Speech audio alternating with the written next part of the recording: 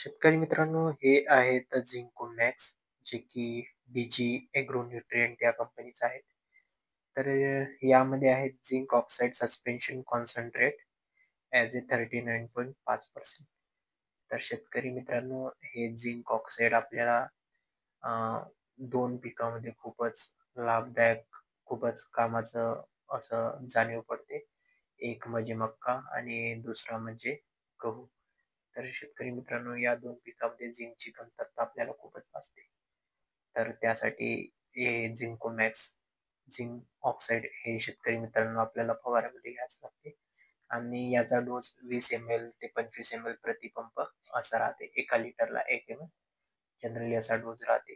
तर शेतकरी मित्रांनो, नक्की जेव्हा आपल्याला मक्का मक्का वगैरे थोडंसं पिवळसर पडताना दिसला, तेव्हा झिंकोमॅक्सचा फवारा घ्या. धन्यवाद शेतकरी मित्रांनो.